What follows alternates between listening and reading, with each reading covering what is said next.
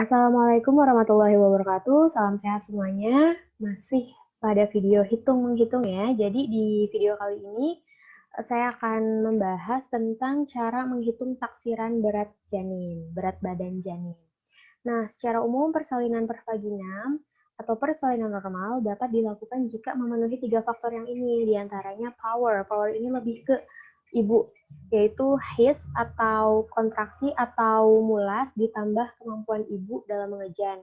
Kemudian ada passage, yaitu artinya jalan lahir, dan passenger, janin, plasenta, dan selaput ketuban. Nah, pada pembahasan ini kita akan lebih fokus ke passenger di bagian janin. Nah, apa sih pentingnya untuk mengetahui taksiran berat janin ini?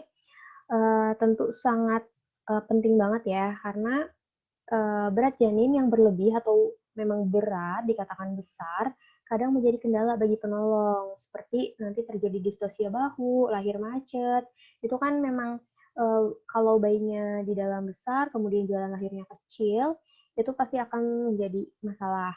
Lalu sebaliknya, kalau berat badan janinnya kurang, tentu menandakan kurangnya nutrisi selama kehamilan. Nah, kurangnya nutrisi ini pasti mempengaruhi tumbuh kembang bayi. Tidak hanya di luar, nah selama di kandungan juga bayi itu mengalami pertumbuhan dan perkembangan. Kalau terganggu, maka bisa terjadi masalah di bawah ini. Terjadi kerusakan pada otak janin, beberapa organ tidak berkembang secara sempurna, malah nantinya cacat, memicu bayi terlahir prematur akibat berat badannya yang rendah. Lalu ada gangguan sistem saraf, pernapasan, pencernaan, hingga terjadi peredaran darah yang tidak bagus. Nah, di sini ada rumus taksiran berat badan janin pada skala 1. Nah, di sini ada dua nih, ada Lawson dan ada Hodge. Lawson ini ketika pembukaan, ini artinya pembukaan jika kepala belum masuk pintu atas panggul, maka rumusnya berat badan janin yaitu tinggi fundus uteri TFU yang perutnya diukur biasanya pakai alat ukur dikurangin 12. Untuk yang belum masuk dikurangin 12 dikali 155. Lalu untuk yang sudah masuk itu TFU dikurangin 11. Ingat kalau belum masuk dikurangin 12, kalau sudah masuk dikurangin 11. Nah, adapun rumus selanjutnya ini Hodge. Hodge ini adalah penurunan kepala yang diukur, yang diketahui ketika dilakukan pemeriksaan dalam. Rumusnya sama, tinggi fundus uteri dikurangin N dikali 155. Nah, N ini yang berbeda nanti. Hodge 1. Jadi Hodge itu ada 4, teman-teman. Hodge 1, Hodge 2, Hodge 3, Hodge 4. Kalau untuk Hodge 4 itu biasanya kepala udah ada di dasar panggul, udah kelihatan banget, udah tinggal keluarnya aja itu. Terus lanjut ya. Hodge 1 ini N-nya kita ubah. Kita ganti 13 karena kepala belum melewati pintu atas panggul. Lalu kalau Hodge 2, N-nya ini 12. Kepala janin bayi berada di atas spina ischiadica. Kemudian Hodge 3 dikurangin 11, berada di bawah spina ischiadica. Nah, ini emang harus ada materi tersendiri sih untuk bahas ini biar bisa kebayang gitu. Nah, kalau untuk saya biasanya ketika melakukan pemeriksaan antenatal care atau pada masa kehamilan itu karena masih 8 atau 9 bulan ya kandungannya, saya gunakan ini. Kalau ini untuk diketahuinya pemeriksaannya lewat perlimaan jari. Jadi kalau 3/5 sampai 5/5 itu dikurangin 13, N-nya, 2/5 itu dikurangin 12, 1/5 itu dikurangin 11.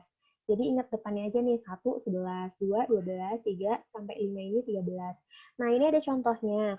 Misalkan diketahui TFU 26 cm mengalami penurunan kepala 4/5. Berapa TBJ-nya? Nah, TBJ-nya rumusnya kayak yang tadi awal. TFU dikurangin 4/5 ini berapa? 13. Dikurangin 13 dikali 155. 26 dikurangin 13 kali 155. Hasilnya 2015 gram.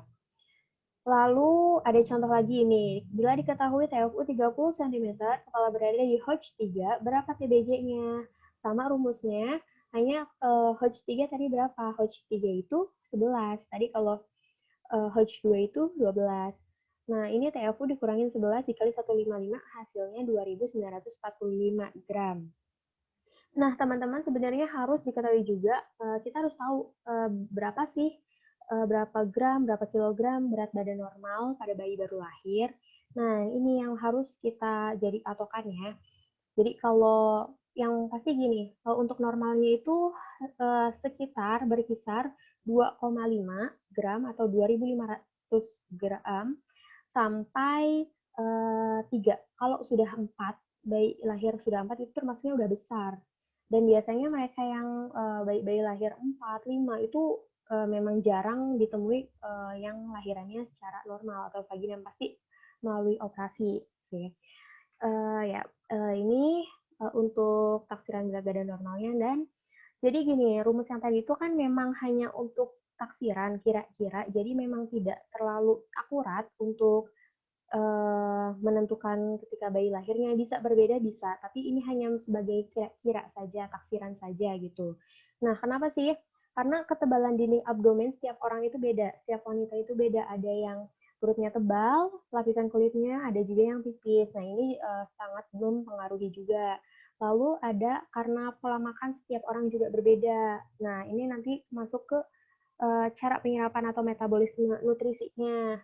Lalu yang paling penting itu untuk benar-benar, hasilnya akurat atau, untuk make sure gitu, dilakukan juga pemeriksaan USG ke dokter ya, supaya hasilnya lebih meyakinkan saja gitu.